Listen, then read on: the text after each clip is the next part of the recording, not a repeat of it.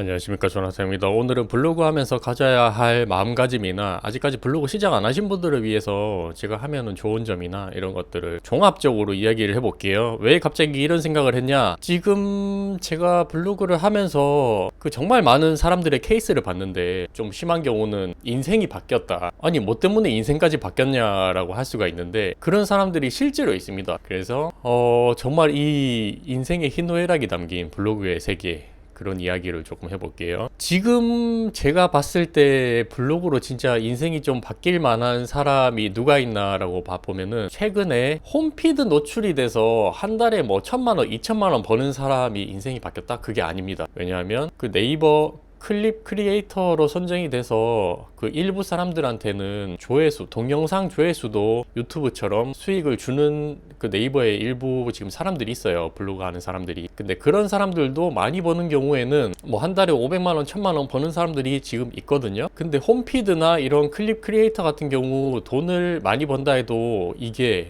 언제까지 갈지 모르기 때문에 인생이 바뀌었다라고 하기는 그렇습니다. 그래서 인생이 정말 바뀐 사람은 누구냐? 바로 여러분입니다. 이 뭔 개소리고요. 자, 최적 블로그로 올라간 사람입니다. 아니, 농담이 아니고, 눈에 뭐 들어갔어. 농담이 아니고요. 제가 우는 거 아닙니다. 2015년 이전에 옛날부터 글을 썼던 사람은 뭐 물론 최적블 지금까지 유지하는 분들도 있는데, 그런 분이 아니라 최근에 준체에서 인플루언서를 달고, 또는 이달의 블로그나 올해의 블로그로 최적화 블로그가 된 사람들은 제가 봤을 때에는 앞으로 인생이 바뀔 만한 계기가 가장 큰 사람이 아닌가 싶어요. 그래서 한동안 좀 난리 났었어요.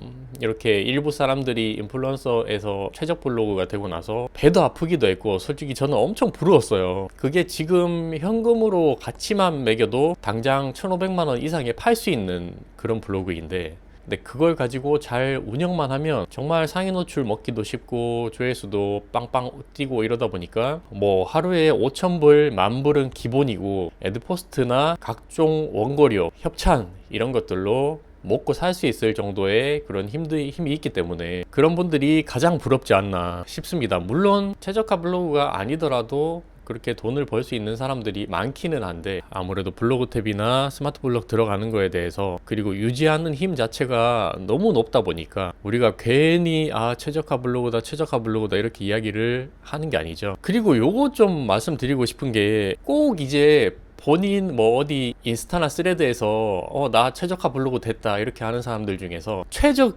2가, 자기가 평상시에는 준치였는데 최적 2가 몇 개 떴다 그래서 나 이제 최적불이다 이렇게 하는 사람이 있어요. 근데 그거는 이제 베이스 점수를 봐야 되는데, 제가 이거 항상 얘기를 하는데 사람들이 잘 모르죠. 그래서 블덱스 같은 경우는 막 최적 진짜 한 4까지 뜨는 경우가 있으면은 그게 찐 최적인데, 그냥 어설프게 스크랩으로 해서 지수가 펌핑된 걸로 나 최적이다 이렇게 사기를 치는 사람이 많아요. 물론 본인이 모르는 걸 수도 있는데 그게 찐 최적이 아닌데, 계속 그런 걸로 이제 몇 년 동안 저는 같은 말을 하다 보니까 이제 지겨운 거죠.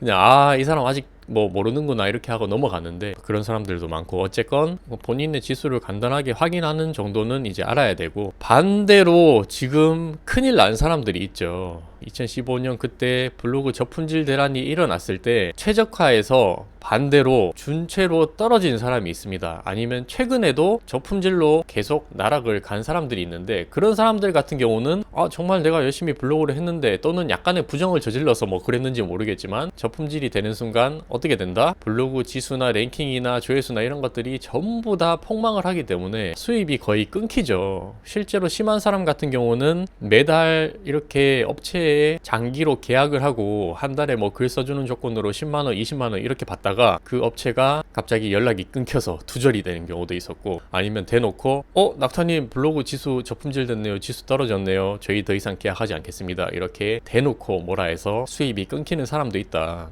근데 그런 게 참 답답한 게, 네이버는 정확한 기준을 알려주는 게 아니에요. 그래서 본인만 알 수 있습니다. 이게 물론 최적으로 최근에 올라간 사람들은 무슨 기준인지 모르겠지만, 저품질로 떨어진 거는 분명히 어떤 사유가 있지 않을까, 아니면 그것도 뭐 100% 정확한 게 아니에요. 그냥 저품질을 먹이는 걸 수도 있고. 근데 뭐 이런 지수 이야기 말고 정말 이게 인생이 바뀌었다라고 하는 거는 어떻게 보면은 예를 들어서 저도 블로그 이야기를 이렇게 네이버에서 하잖아요. 네이버 이야기를 하면서 유튜브를 시작을 제대로 했었는데 구독해 주시는 분들도 점점 늘어나고 그러다 보니까 저도 어떻게 보면 인생이 좀 바뀌었다. 뭐 물론 아직까지 돈을 많이 벌거나 직장인 월급만큼 버는 건 아니지만 이거라도 안 했으면 진짜 어떻게 됐지?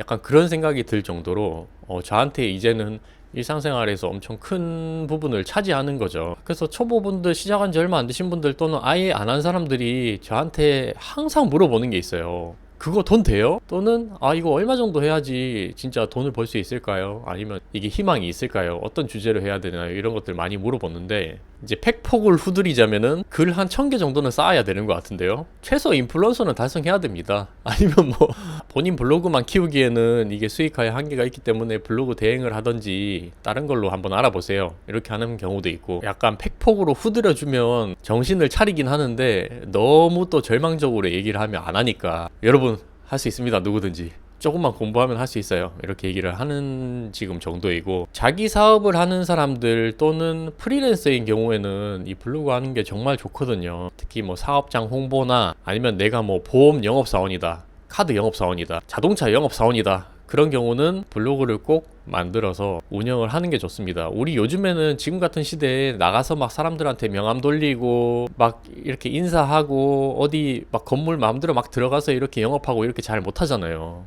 온라인으로 대부분 하는 시대다 보니까. 근데 그런 온라인에서 사람들이 검색을 할 때 아직까지는 그래도 네이버에서 검색을 많이 하니까 해볼만 합니다. 그래서 제가 강의를 하는 건 아닌데 한번 지금 생각을 하고 있는 게 있어요. 원래는 지수 변동이 있을 때까지는 하지 않으려고 했는데 제가 우리 회사 직원 중에 제가 좋아하는 형이 있어요. 좋아하는 형이 저는 이제 장기 렌트카 업무를 계속 했다 보니까 우리 퇴사하는 직원들은 대부분 다 퇴사를 하면 뭐 개인 사업을 차리거나 또는 이직을 하거나 아니면 혼자 영업을 해서 장기 렌트카 판매를 하거나 이렇게 크게 나뉜단 말이죠. 근데 그 형도 앞으로는 혼자 이제 영업을 해야 되는 상황이다 보니까 그러면 어떻게 해야겠냐. 이게 유튜브를 하기에는 먹고 살기 힘들고 너무 이게 자기 얼굴 팔리는 것 같고 편집하는 것도 힘들고 이러다 보니까 블로그를 해라. 그리고 실제로 블로그를 운영을 잘 하는 영업사원들도 있다 보니까 제가 조만간에 이제 상업성 블로그 하시는 분들 상업성으로 이렇게 헬스장 트레이너다 예를 들어서 필라테스 강사다 요가한다 아니면 뭐 어디 헤어샵이다 그런 것들 있죠. 아니면 아까 제가 말씀드렸듯이 보험 영업사원이다 내 이름을 좀 알려서 사람들한테 영업을 해야겠다 그런 사람들을 위해서 한번 간단하게 강의를 하면 어떨까 생각은 하고 있어요. 그래서 한 7월 정도 제가 6월달은 또 바빠서 빠르면 7월 늦으면 8월달 정도에 홍대에서 한번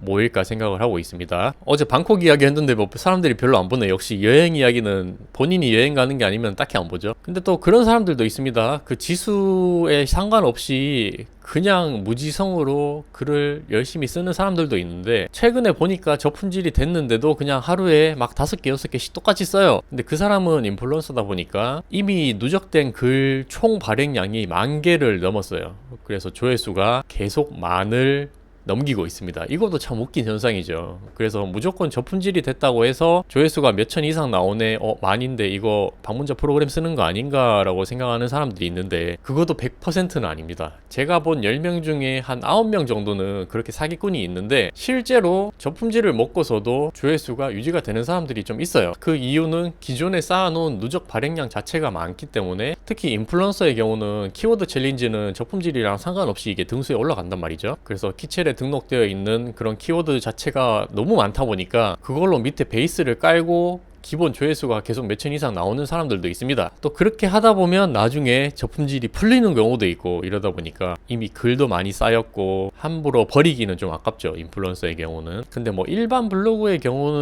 경우에는 제가 봤을 때는 지금까지 저품질을 탈출한 경우는 잘 못 봤고 조회수가 막 몇천 이상 있는데 방문자 프로그램을 대부분 다 쓰더라고요. 그러니까 업체에서는 뭐 지수 확인이나 이런 것들보다는 방문자 위주로 좀 보다 보니까 계속 속이는 거죠. 그래서 여러분 양심을 팔면서까지 그렇게 하지는 좀 않았으면 좋겠습니다. 그리고 제가 저번에도 그렇고 몇 명 방문자 프로그램 쓰는 인간들 진짜 양심 파는 인간들 그렇게 하지 말라고 했는데 제 서로 이웃 중에 한 몇 명이 저를 이제 끊었더라고요. 그래서 제가 딱 들어가서 봤죠. 보통은 제가 저를 서로 이웃 먼저 끊는 사람들은 제가 다 차단을 박는데 딱 보니까 방문자 프로그램을 쓰고 있는 인간이었어. 그러면 보세요. 이게 나한테 찔려서 그런 게 아니라 이웃 자체도 서로 이웃 걸고 자기가 끊으면은 본인의 이웃이 많아 보이잖아요. 그렇게 사기를 치는 인간들, 방프에다가 서로 이웃 걸어서 계속 끊는 작업도 해. 자기가 최적화 블로그라고 사기도 쳐. 이런 사람들이 정말 너무 많은 블로그 세상이다. 그래서 과장을 하거나 한 달에 뭐 몇백만 원, 1000만 원 번다 해서 그런 사람들을 부러워할 필요가 전혀 없습니다. 항상 우리는 있는 그대로 그냥 내가 정직하게 글을 쌓아서 이렇게 사람들한테 좋은 정보도 주고, 그리고 나도 재미있게 블로그를 하면서 그렇게 해야지 이게 꾸준하게 할 수 있는 거지. 어떻게든 자기 알리려고 대도 안 한 놈들이 막 과장하면서 이렇게 하는 사람들, 블로그 오래 하는 사람 못 봤습니다. 정말이에요. 오히려 꾸준하게 하는 사람들은 어떻게 한다? 묵묵하게 자기 할 것만 하고 다른 사람들의 말에 휘둘리지 않는다. 그게 진정한 그 고수, 인생을 바꾼 사람이라고 생각을 합니다. 그래서 뭐 여러 명 막 사람들 돈 많이 번다 이러면은 부럽잖아요. 근데 그거 부러워하지 마세요. 제가 짜증나는 이유도 그게 언제까지 이 사람들이 영원히 돈을 벌 수 있을 것 같냐. 그리고 그 버는 게 있으면 분명히 나중에 잃는 것도 있어요. 그리고 쉽게 버는 돈은 또 쉽게 쓰게 돼 있습니다. 그래서 돈을 버는 그런 가치를 좀 알면서 이렇게 차근차근 체험단부터 시작을 해서 조회수도 뭐 100, 1000 이렇게 천천히 늘리고, 그러면서 원고료권도 조금씩 받으면서 성장을 하는 게 맞지. 막 나도 빨리 크고 싶어, 뭐 일방문제 어떻게 늘려야 돼, 지수 빨리 최적화 만들고 싶어, 이런 거에 너무 신경 쓰지 말고 장기간으로 최소 한 1년은 꾸준히 글을 쓴다 이렇게 생각을 꼭 하셨으면 좋겠어요. 근데 1년 또 무조건 이렇게 하라 그러면 사람들이 또 싫어하죠. 아니 무슨 1년 동안 내가 글을 써야 돼. 원래는 한 20년 써야 되거든요. 제가 1년으로 지금 간단하게 얘기를 한 거고, 뭐든지 쉽게 돈을 버는 방법이 여기 없습니다. 그렇게 쉽게 한 달에 뭐 200만원 300만원 벌었으면 사람들이 왜 이거 직장 다니겠어요? 안 하지. 오늘은 조금 그런 마음가짐에 대해서 이야기를 했는데 약간이라도 도움이 되셨으면 좋겠고, 우리가 매일매일 글을 쓰더라도 이게 사실 티는 안 나거든요. 뭐 맞잖아요. 하루에 저 아침에 벌써 2개를 썼는데 그렇게 2개 쓴다고 해서 이게 뭐 내 인생이 바꾼 거나 뭐 그런 게 아니에요. 전혀 변함이 없습니다. 애드포스트라고 해봤자 뭐 고작 몇백 원 들어오거나 이렇게 하겠죠. 근데 그런 것들이 이제 쌓이면 어떻게 된다? 어느 순간 사람들이 조금 더 알아주고 수익도 눈에 띄게 이제 눈에 보일랑 말랑 점점 커지고 이렇게 하는 거다. 뭐든지 제 블로그랑 유튜브 보시면 알잖아요. 제가 몇 년 동안 매일 이렇게 하는데 별로 티는 안 나. 근데 하다 보면 사람들이 한두 명, 저 좋아하는 사람도 생기고 구독자 생기고 이렇게 그냥 하다 보면 되는 거죠. 그렇지 않습니까? 그러니까 저는 이 복리의 개념, 이 쌓이는 거에 대해서 그런 걸 알기 때문에 여러분도 늦지 않습니다. 매번 블로그 늦었다, 뭐 지금 시작해서 뭐 하냐 라고 그렇게 생각하지 마시고, 비록 지금은 미약하지만 시작은 미약해도 나중에 결과는 창대한 그런 사람이 될 수 있으면 좋겠습니다. 저한테도 하는 말이고 여러분들한테도 하는 말이에요. 그래서 희망을 잃지 마시고 즐거운 블로그 생활 하셨으면 좋겠습니다. 감사합니다. 저는 또 카페 가서 또 글 쓸 거거든요. 요즘에 CPA를 하도 안 올려가지고 지금 2주 동안 수익이 거의 빵원인데, 여행도 다녀왔고 약간 힐링하는 겸 저한테는 휴식이 글 쓰는 거예요. 그래서 뭐 일하는 거든 뭐든 다 일단 글을 쓰고, 요즘에 운동도 안 했으니까 달리기도 한번 하고 그렇게 하겠습니다. 감사합니다.